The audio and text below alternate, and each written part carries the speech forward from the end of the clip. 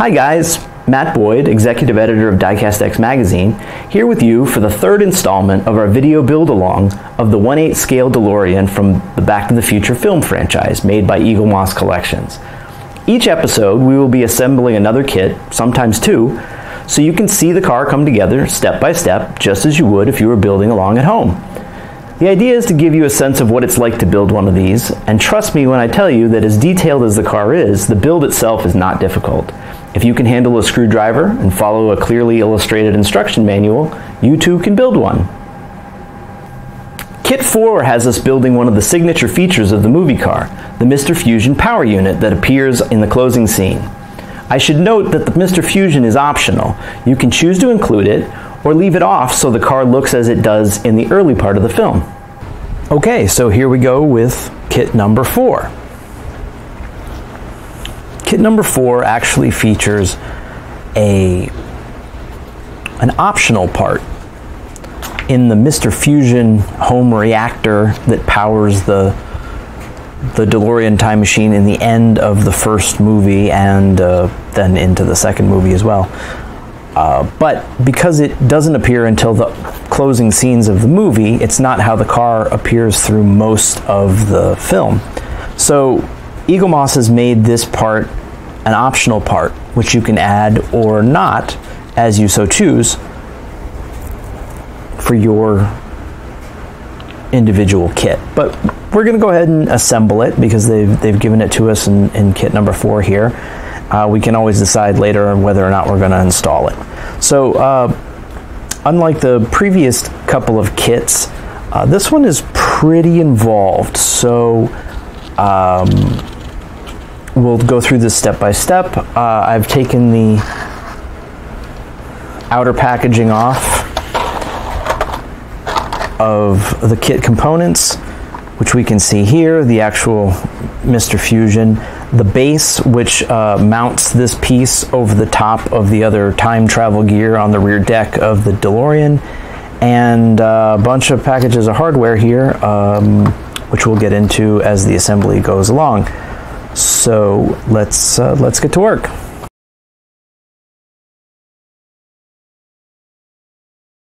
Step 1 involves the top of the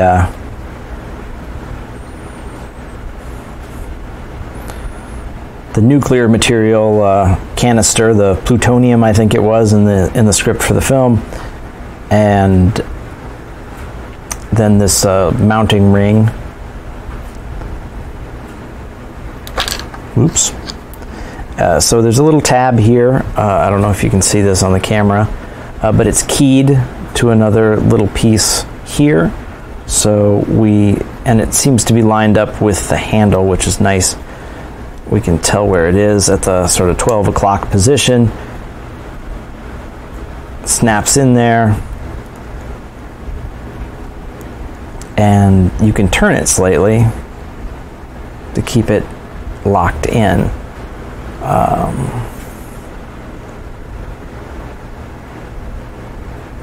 Not really sure how far you're supposed to turn it, but we'll turn it. So we'll set that there.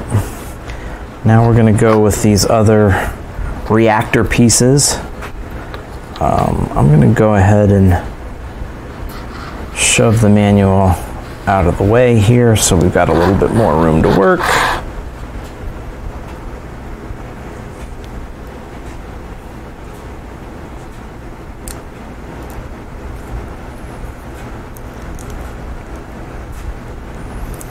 Now this deviates a little bit from the instructions in that it shows 2, or rather 3 screw mounts. And this one just has 2, but the important part is it fits the pieces that we have. So no harm, no foul there. We get that piece assembled, and then we get to the first of our hardware. I'm going to use this magnetic tin again. I'm going to keep the parts in the bag until I need them. Those look like a pair of very small springs rather, so we're going to put those there. And then we've got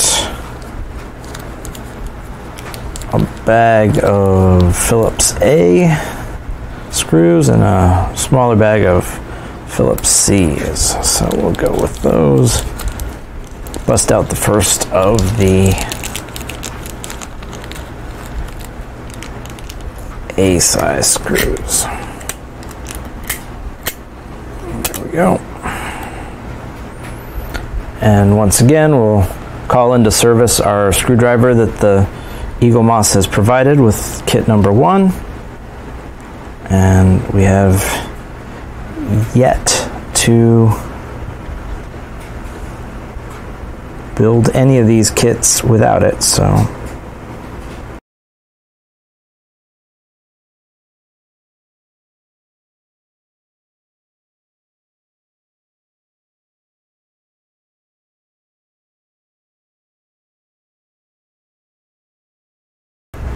Threads in pretty easily. It's maybe not that easy to see because it's black screw into a black plastic piece, but there you go. So that's seated. Okay, moving on. We've got this clear, pretty hard to see probably on the camera. We've got this clear base to the Mr. Fusion, which is going to go on the reactor component. I guess it's the lid of the reactor actually. When we get it all assembled, this will be on top. So we got to fix that with a couple of screws. Now the instructions say CP screws, which they gave us CP screws, but I'll tell you that I test fit them, and the CP screws are much too small for that component. So that's obviously a misprint. We're going to go ahead and use more of the AP screws, of which they've given us 1 million, and these do fit properly, which I'll demonstrate now.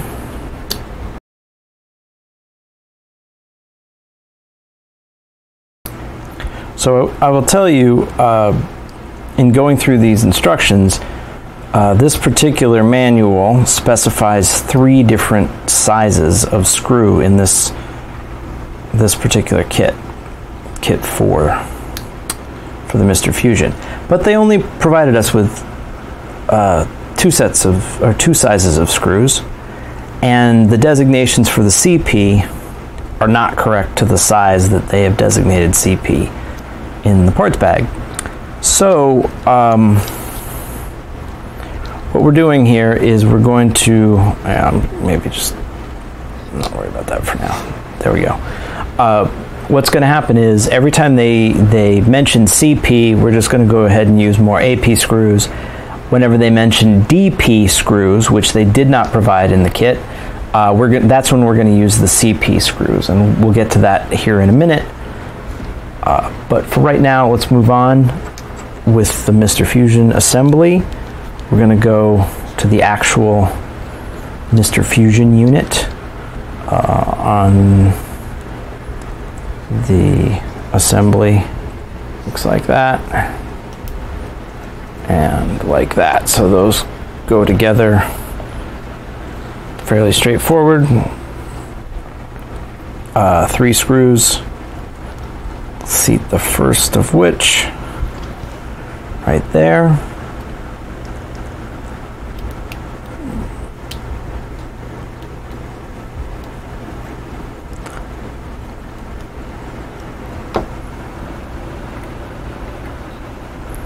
Screw number 2.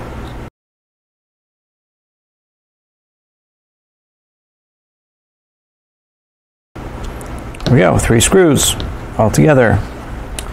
That piece down. Now we've got these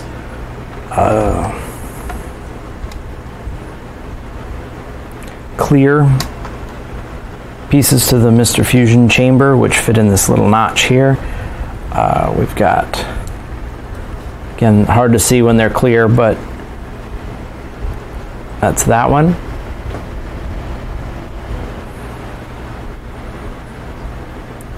And that's that one. So press fit together just like that. And then here we've got them press fitting into the notch in the Mr. Fusion itself, like that, which, you know what? If they say press fit's good enough, that's what we're going with.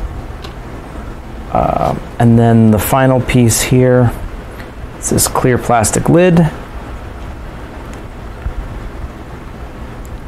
Drops in just like that. Snaps closed. And we have top part of the Mr. Fusion. Bottom part of the Mr. Fusion, this piece right here. You can see it over here. We're attaching a hinge. Looks like that. Goes together just like that. Another pair of AP screws as the hinge pins.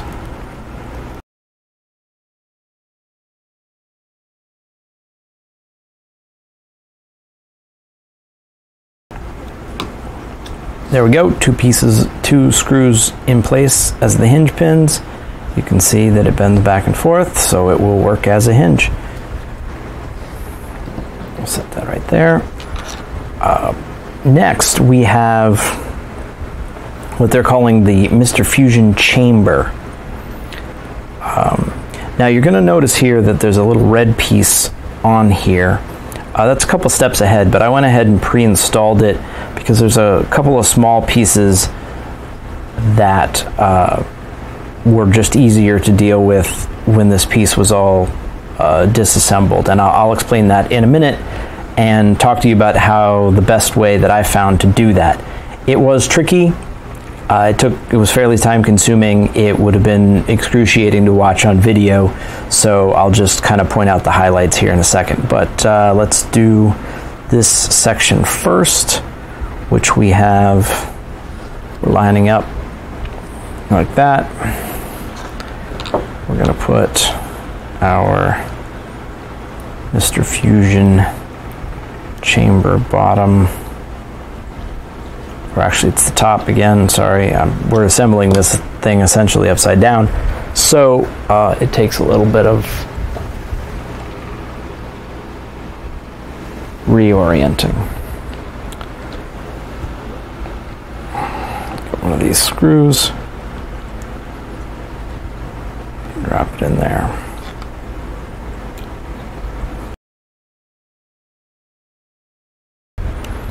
There we have it. And again, moving that little assembly out of the way, you can see that that hinge we just assembled functions. Okay. So let's flip our instructions to the next page.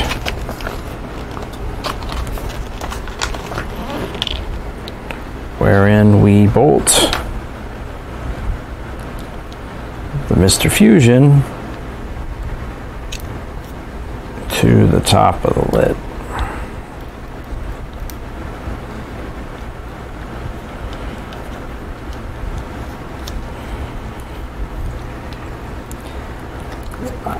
I kind of feel like this would have been easier if it was done before the hinge was put in place, but it's not the end of the world. There we go.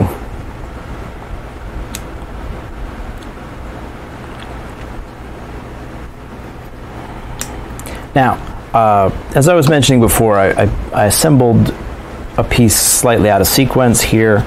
The pieces in question are right here. The two halves of this little clip. This piece is red, that piece is black. If I orient it as the instructions have it, it looks like that. Okay, the black piece is up against the rest of the housing here, and the red piece is here, obviously. So The way it went together was very similar to the previous hinge. We've got 2 screws that went together to either side of this piece, creating a hinge pins. These are designated DP. As I mentioned to you before, we didn't get any DP screws in this set. We had some that were labeled CP screws, which didn't fit the previous part that was labeled CP. They did fit here, so we went ahead and used them, assuming it's just a misprint or they changed the designation somewhere along the line after they printed the manual. So CP screws, of which we got 4. 2 of them went into this piece to assemble this hinge. That went together like that as a 2-piece assembly, and then it was bolted to the side of this housing with a single screw that just held it into the housing. Very straightforward, nothing tricky about that. Where it gets tricky, and there's what I'm talking about with the 1 screw that attaches it to the housing. Where it gets tricky is right up here. There are 2 tiny springs, and I'll hold this up so maybe you can see it in the camera. Right up here, there are 2 tiny springs on top of that red piece, below the top, that flange right there, and what happens is those springs are supposed to provide some spring action for this clip, which they sort of do, but it's very tricky because you have to compress those springs by hand to get them to fit underneath this flange over the top of these 2 red tabs. Then you have to hold them straight while you drop 2 more of those tiny CP screws down through the centers of those springs to hold them in place and create a tab on top so that they're held from the top and the bottom. It's very tricky because those springs are under tension. What you have to do is you compress them, you put them underneath that tab, you put your thumb over the top of them to hold them in place to make sure they don't pop loose. Then you drop one of those screws down and hope you've got it lined up. Chances are you don't the first time, so you'll back it back out, try again, back it back out, try again. It took me 2-3 tries to get it lined up. The first one, got the hang of it. The second one I got a hole in one, so yay for me. And you'll get the hang of it too. The most important thing is cover up those springs while you're trying to adjust them, because if you don't have them just right and they pop loose, they will shoot off into the great wide world and you'll never see them again. I promise you, they're tiny. There's no chance you'll ever find them. So it's very, very important that as you're working with them, you get them under that tab. Cover them up with your finger as fast as you can. Even though you can't see anything while you're trying to put that screw in, it's just safer that way. You'll not lose those screws. So there you go. There's my cautionary point that I want to make about these. The assembly itself is fairly straightforward, but the technique getting it in there is definitely tricky. You're going to have to try it a few times, and you don't want to lose those springs while you're getting the hang of it and getting it just in place. So there you are. When it's done, it looks like this. It looks like that on the instructions. Springs are in place. Honestly, they don't provide that much spring action in this catch when it's assembled. I feel like it's a lot more trouble than it's worth in terms of the mechanical function of this spring.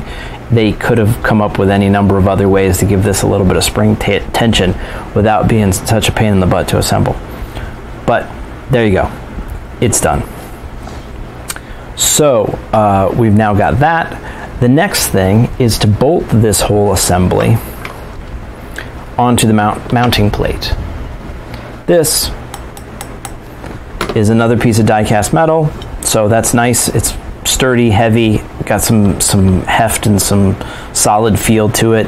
Again, contributing to the feel of quality of the model overall, and somewhat offsetting the assembly difficulties here. Essentially, it'll go with 3 screws just like that. It's keyed. It fits pretty much exactly the way is going to go. There's nothing to this really.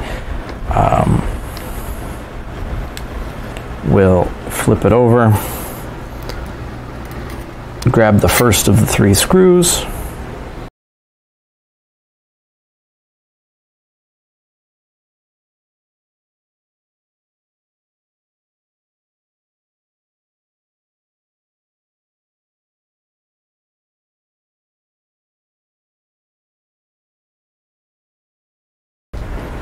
and there we have it, Mr. Fusion assembled on its mounting plate.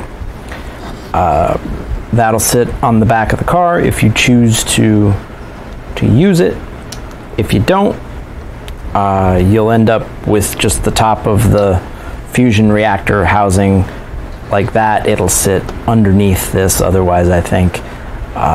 So this piece will be optional later whether you want to use it or not, and this piece will be underneath. So there we have it. Kit number 4.